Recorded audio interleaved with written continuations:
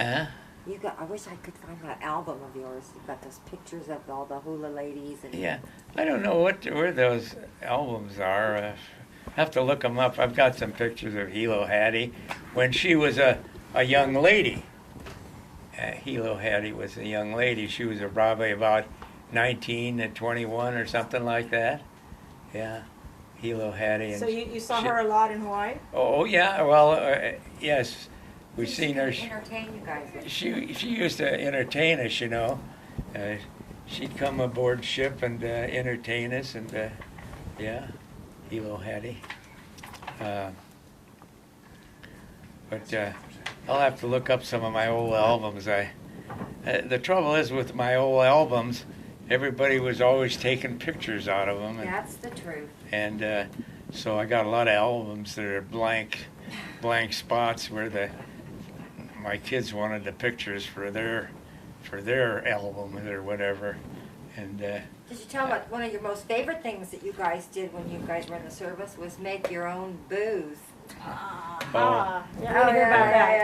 Yeah, well, we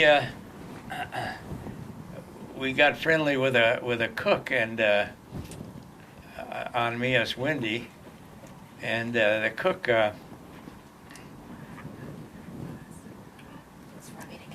The cook. Sorry, rub it against the beads. Oh, it would take the beads off. That's fine. Thanks, Bing. Yeah, I can take them off. Actually, you're just fine. Let's just leave them on. Oh, okay. And I think we're good. Thank you. Let's keep All right. talking about how to make Raisin Jack. Yeah, there you go. Yeah.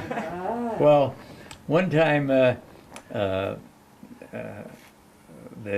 one of the cooks says, we've got a barrel of raisins, and everything used to come, or not a barrel, but like 5-gallon cans, and they had a large lid pressed on them. And he said, I've got a can of raisins. He says, why don't we take and ferment them? And so we took a gas can and cleaned it all out, a drum, and put some water in it, and put those raisins in there, and in about a month they were fermenting. And then we took the fermented juice, and they were I think they boiled it. I forget what they boiled it, and collected the steam. And it went back into a solid again. The steam did, but then it was alcohol, and we used to drink that alcohol, and God, we'd drink anything that smelled. Yeah, you used to really get some hangovers. God, it'd make you sick. You vomit and everything, and you do it right the next day. You're doing it over again. What about the one time you bought that White Lightning and you had a couple canteens? Oh, yeah. It was the first time I went to Guadalcanal, and Guadalcanal had already moved out. They were the Guadalcanal, the air station was already cleared, and they had moved on. And we heard that somebody had some alcohol to sell, and so, but you had to have a canteen. Everybody was issued canteens, and you had to have a canteen, and you'd fill up that canteen with this alcohol. For I think it was $20 to fill up a canteen.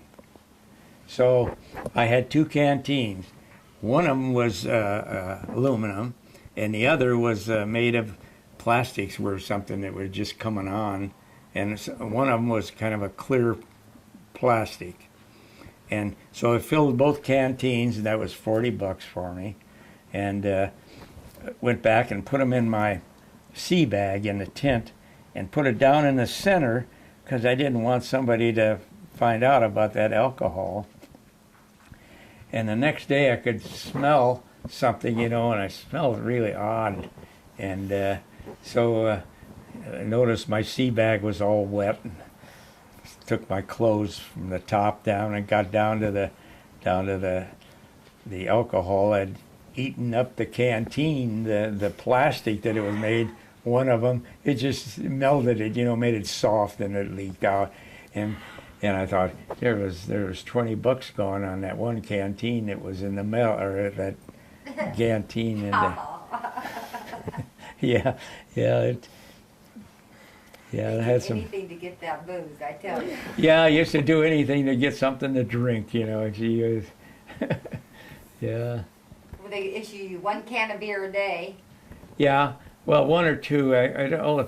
Yeah, the beer we got was from Australia, New Zealand, Australia, and we'd get our beer from there, and we'd get 2 cans a day. Mm-hmm. We were issued 2 cans a day, and so we'd have to. It was warm, and so we'd dig down as far as we could in the sand, where the water was a lot cooler down in, like alongside where the tent was making shade, and we would put our beer down in those holes to cool off, and but that was the only. We didn't have any refrigeration. And no electricity for refrigeration. So how long were you on Miss Windy? It was a mile-long island. I don't know. I was there. Must have been there 6 months, I guess. I was there quite a while.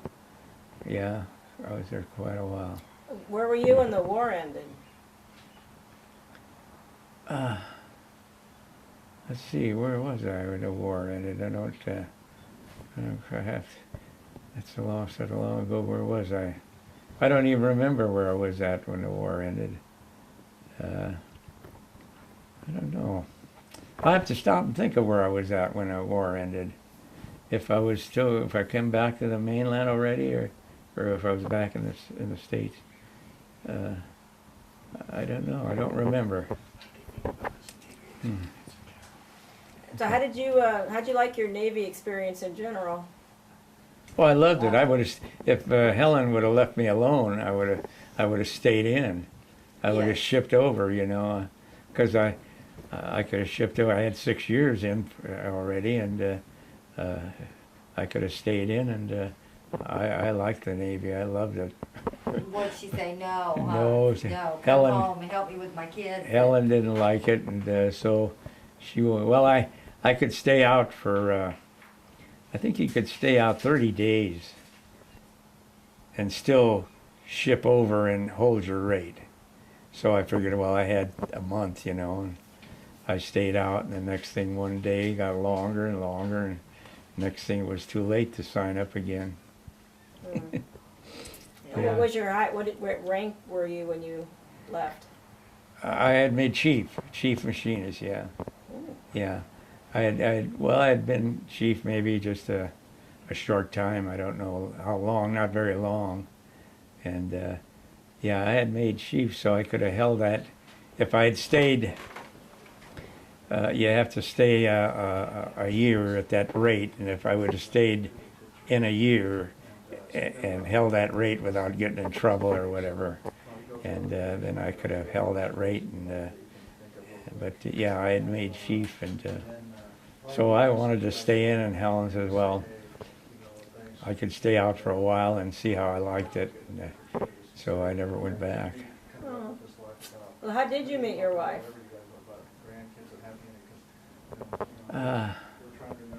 Let's see, I met her in a dance hall. And the dance hall was in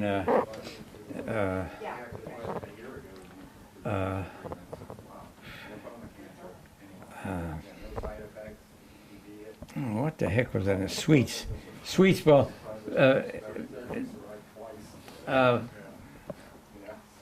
where was Sweets Ballroom? Sweets was in Oakland. Oakland. Okay, so I met her in Oakland. Yeah, no. Sweets Ballroom. And McFadden. And McFadden's, yeah. There were 2 ballrooms, McFadden's and Sweets. And I met her in one of those. I don't know which ones anymore. But I'll have to ask her. And what'd she do? You were over there on the Hornet in Alameda, and you got a message from her. She wanted to see you. Oh, yeah. He met Helen, and she didn't know how to get a hold of him, but she got a hold of him. Yeah, she did. She wanted to see him. And yeah, so then I guess she gave me a phone number, and I called her up, and we got together and we stayed together. Yeah.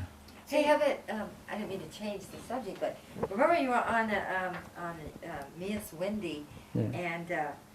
and there was a couple people that you knew that ended up getting on that island that surprised you a lot. Oh. Dr. Yeah. Milroy? Oh yeah. Oh yeah. One day, this fella come into the tent. And he was a corpsman, and he said, "There's a there's a doctor that checked in last night when the motor launch came over from the I forget what island, and there's a doctor from Chicago." And I said, "Well, Chicago's a pretty big town, you know," and I didn't pay too much attention to it. And a little while later, he came over with a piece of paper, and he says, "Here's the name of that doctor," and it was a Dr. John Milroy. Well, it was my folks lived right next door to this Dr. Milroy, and I knew him when I was a kid, you know, when he was learning to be a doctor, and so you never know who you're going to meet. Yeah. My dad used to say, "Always be nice to everybody. You might have to work for him someday." And then, and that was the truth. yeah, that's true. How about there was that other guy who did the